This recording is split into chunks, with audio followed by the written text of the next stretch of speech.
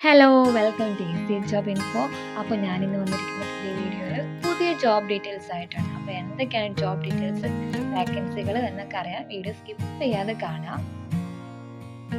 അപ്പോൾ friends, west central റെയിൽവേയിൽ വന്നിരിക്കുന്ന കുറച്ച് അപ്രൻറ്റീസ് വാക്കൻസിനെ കുറിച്ചാണ് ഞാൻ ഈ വീഡിയോയിൽ സംസാരിക്കാൻ പോകുന്നത്. നമ്മൾക്കറിയാം, റെയിൽവേ എന്ന് പറഞ്ഞാൽ സെൻട്രൽ ഗവൺമെൻറ് ജോലിയാണ്.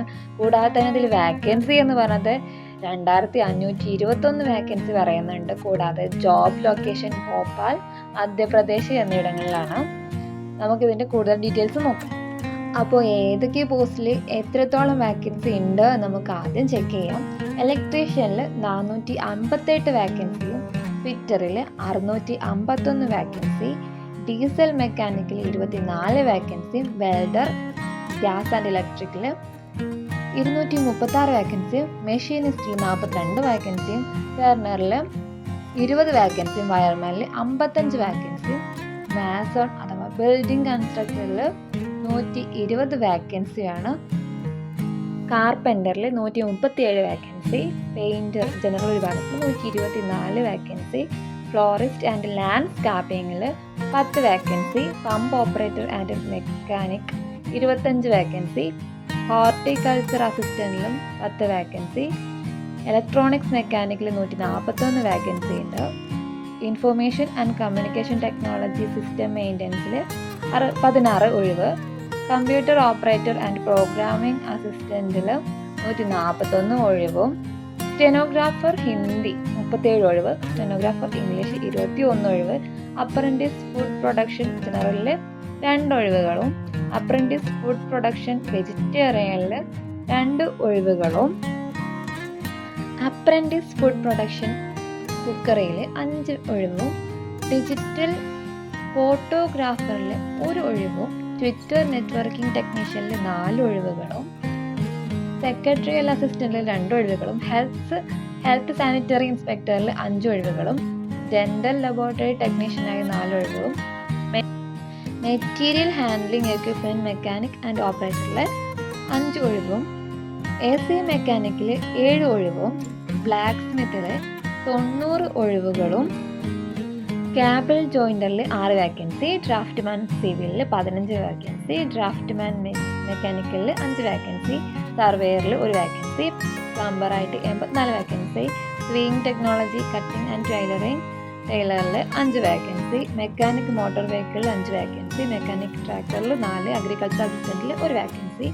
അതുപോലെ തന്നെ ഡിവിഷൻ വൈസ് ആയിട്ട് നോക്കുകയാണെങ്കിൽ JPB ഡിവിഷനിൽ 884 വാക്കൻസി, BPL ഡിവിഷനിൽ 614 വാക്കൻസി, കോട്ട ഡിവിഷനിൽ 685 വാക്കൻസി, WRS കോട്ടയിൽ 160 vacancy, ERWS DPL 158, HQ JPBയിൽ 20 vacancy. അങ്ങനെ ടോട്ടൽ 2521 പോസ്റ്റുകളാണ്.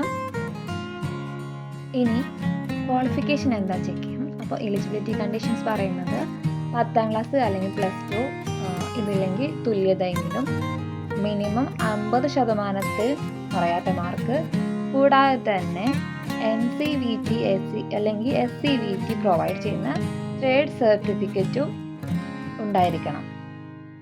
ഇനി നോട്ടിഫിക്കേഷനിൽ പ്രത്യേകമായിട്ട് എടുത്തു പറഞ്ഞിരിക്കുന്ന കാര്യം എന്തെന്ന് വെച്ചാൽ, the candidate should have already passed the prescribed qualification on the date of issue of notification. അതായത് നിലവിൽ 10ാം ക്ലാസ്സും +2 ആണ് ക്വാളിഫിക്കേഷനായിട്ട് പറഞ്ഞിട്ടുള്ളത്. ഈ ആപ്ലിക്കേഷൻ ചെയ്യുന്ന ഈ സമയത്ത് നമ്മൾ അപേക്ഷിക്കുന്ന വ്യക്തി തീർച്ചയായും 10ാം ക്ലാസ്സോ അല്ലെങ്കിൽ +2 കഴിഞ്ഞിരിക്കണം. അല്ലെങ്കിൽ അത് പഠിച്ചുകൊണ്ടിരിക്കുന്നവർക്ക് അപ്ലൈ ചെയ്യാൻ സാധിക്കില്ല. കൂടാതെ തന്നെ എഞ്ചിനീയറിംഗ് ഗ്രാജുവേറ്റ് ആയിട്ടുള്ളവർക്കോ അല്ലെങ്കിൽ ഡിപ്ലോമ ഹോൾഡേഴ്സിനോ ഈ ഒരു അപ്രന്റീസ്ഷിപ്പിൽ അപ്ലൈ ചെയ്യാൻ സാധിക്കുന്നതല്ല. ഇനി PW കാൻഡിഡേറ്റ്സിൻ്റെ കാര്യം പറയുന്നത്, who suffers from not less than 40% of relevant disability and in case of hearing impaired having 60 decibels or more in the better ear in the conversational range of frequency are eligible to apply എന്ന് പറയുന്നത്. മാനദണ്ഡങ്ങൾക്ക് വിധേയമായിട്ടുള്ള സാലറിയാണ് പറഞ്ഞിരിക്കുന്നത്.